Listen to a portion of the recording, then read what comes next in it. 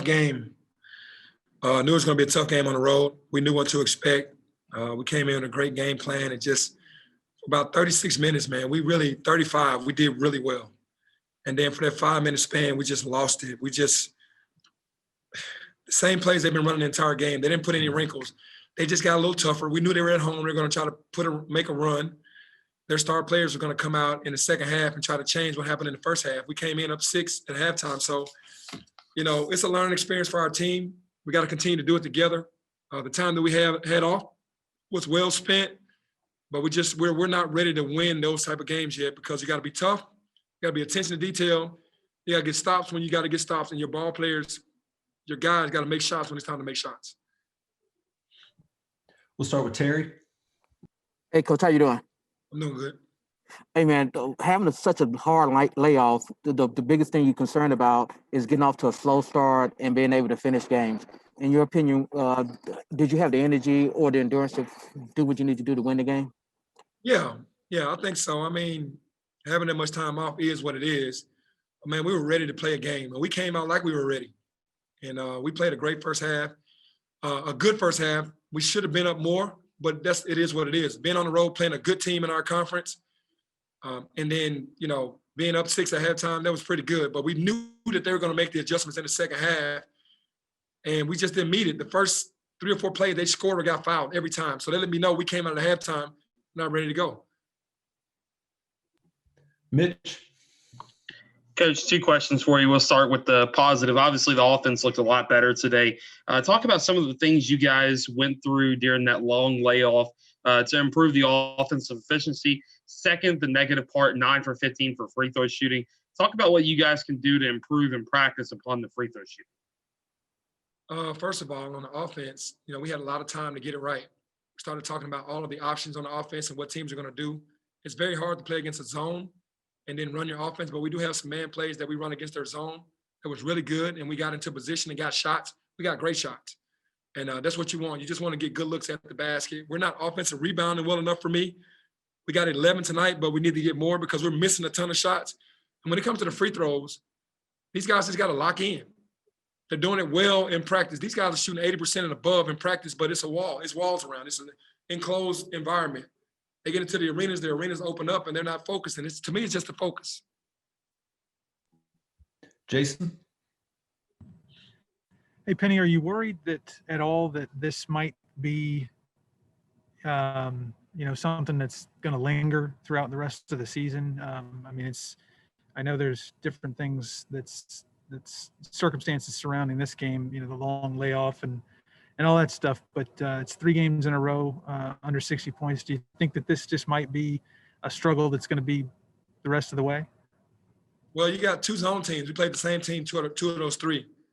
It was zone games, so we had no excuse against South Florida. But we're getting the looks, man. We talked about this the other day with Cody Topper. They have a stat that talked about the projected numbers that you're supposed to make because of the higher percentage shots that you get. And we're getting high percentage shots, more than anybody in the country. I think it's us and maybe Gonzaga or somebody that's really high, but we're not making the shots. Those other teams are. We got to make shots. Every time I look at the stat sheet, we're shooting poorly from the free throw line and we're shooting poorly from 3. And none of these shots are even contested. So we got to be more conscious of understanding that we got to make our shooters have to make those shots. We just haven't made them. And it has been a problem all year. Mark? Hey, Penny, on the last possession, was there any thought in your mind to call timeout as Lomax kind of got in trouble there? Were you thinking all along, like, I want to see it play out here because, maybe catch their defense so it's not set? Not to throw Alex under the bus, but we actually ran a play where it was a back screen for Lester on the weak side, and on the strong side you turn, and Landers came back off.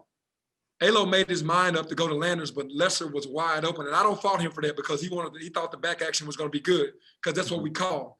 But we always talk about looking at the first part of it, and if you look at that film, DeAndre set an unbelievable screen for Lester, and that's why I didn't call timeout because I saw that. But when he picked the ball up, I was about to call timeout, but then Landers kind of got past number 3 to get a look at the basket, so I allowed him to shoot it. But we got what we wanted, or we had what we wanted, and we just didn't choose the right option on that one. And we still got a pretty good look from a good shooter, and we got the offensive rebound. But, yeah, I was close to calling the timeout when Alex was just holding the ball. Thanks. Danielle? Penny, the turnovers just seem like, they keep coming, and, this is the second game that Tulsa has forced, 20 plus. What is there at this point that you can do about that? Guys got to move the ball. Too many guys are trying to do too much. When you're playing against a zone, they're swarming everything in the paint. They have active hands. This is not one-on-one basketball. You draw two people, you get off the ball, and then you relocate. We're not really buying into that. That's why we're having so many turnovers. We got to do more of passing the ball and cutting away. 0.5 mentality, and we'll be okay. We're just trying to dribble through traffic, and that traffic is causing us to make turnovers. Terry? A couple questions, Penny. A lot of your turnovers may have been caused by a lot of ticky-tack fouls on offense that your guys may or may not have adjusted to, and you got to be pleased by the way Malcolm played today. Very proud of Malcolm. Malcolm's best game of the year, but that's the talent that he has. Musa struggled mightily on the pick and roll defense, and we had to get him out, and Malcolm did better. And that's just the type of team we have. We have 10 starters, at least 11 starters. So next man up. Can't feel sorry for anybody. You got to do your job. But I was really proud of Malcolm's performance tonight. Jason? First, I wanted to ask about Damian. Did he? What was wrong with him today? Man, concussion protocol. I didn't think that he was going to be out of this game. He got hit about 3 days ago in practice, and then the next day got the text about concussion, and he had the sunglasses on, and we thought that he would be ready by this game. But obviously, our trainer was like, precautionary reason. We wanted his health is number one. But game time decision, he just didn't go. So I guess it was just a precautionary measure. And then secondly, do you feel, you guys are performing really well, rebounding? I mean, tonight, out rebounded them, I think, by double digits, something like that. You're causing turnovers, you're getting steals, you're blocking shots. Do you feel like you're close, and that like, just sort of getting over the hump on offense is really what all that you need? Yes, I do, because our shooters just need to make shots. We don't even ever have to run a set and just do dribble penetration, and these guys are getting wide open looks. The pressure is on these guys to make shots. That's what it is. Once we start making shots, because we're playing good enough defense, as you can see, we're rebounding the ball well enough. We have got to make shots. You can't be 4 for 15 from 3 and 9 for 15 from the free throw line. Every game, those numbers look like that or worse. That's tough. That's tough. It's really tough. And so how do you is there an easy fix, or how do you think that, what do you think is the best way to fix that?